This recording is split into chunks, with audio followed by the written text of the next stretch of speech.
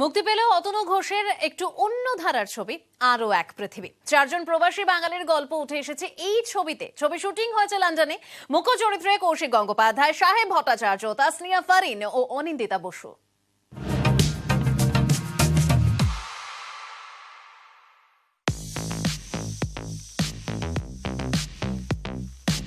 লন্ডনে বসবাসকারী 4 প্রবাসী বাঙালি, প্রত্যেকের জীবনেই রয়েছে রহস্য। গল্পের কেন্দ্রবিন্দুতে একটি মেয়ে যার নাম প্রতীক্ষা। এদের নিয়ে তৈরি হয়েছে পরিচালক অতনু ঘোষের ছবি আরো এক পৃথিবী।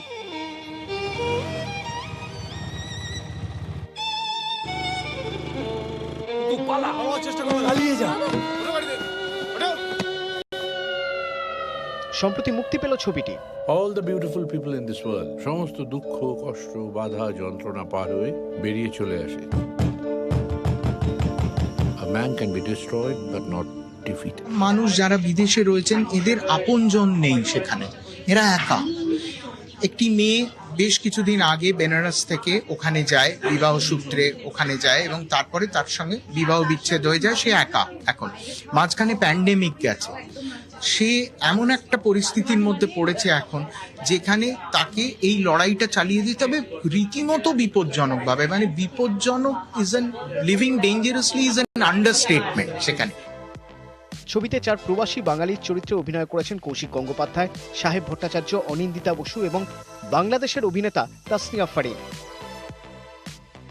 লন্ডনের মাটিতে যে চরিত্রটা আমি করেছি, শ্রীকান্ত, সে এক অদ্ভুত জগৎ, সে এক অদ্ভুত পৃথিবী। বাংলা সিনেমা সেটা কখনো দেখেনি, কাজে সেটা নতুন করে অতনু ধরেছে, অতনু ভেবেছে এইভাবে লন্ডনে শুটিং করবো মানে লন্ডনটা দেখতে ভালো, ওরকম নয়। লন্ডন প্রয়োজন, তাই লন্ডনে শুটিং করা হয়েছে। এবং আমাদের ধন্যবাদ জানানো হচ্ছে এসকে মুভিজকে, তারা যে এরকম একটা বিষয় ওকে ছবি বানাতে দিয়েছেন। আশা করি সবার খুব ভালো লাগবে এবং এটা খুবই, যারা ভালো ছবি পছন্দ করেন, এটা তাদের জন্য ছবি।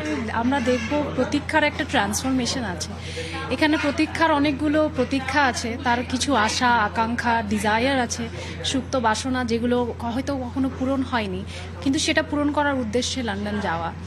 তো সেটা পূরণ হতে হতে একদম দোরগোড়ায় এসে ও একটা হোঁচট খায় এবং সেখান থেকে কি করে নিজেকে পরিত্রাণ দেবে বা সেই জার্নিটা, সেটাই আরো এক পৃথিবী।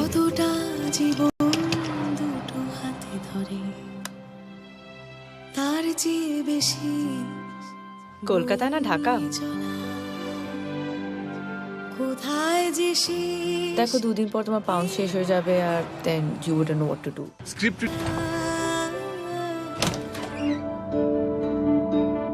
lived a strange life. অদ্ভুত সব ঘটনা। আমার ক্যারেক্টারের নাম হলো আয়েশা, আর আয়েশা আর অনিন্দিতার মধ্যে কয়েকটা মিল আছে আর কয়েকটা অমিল আছে।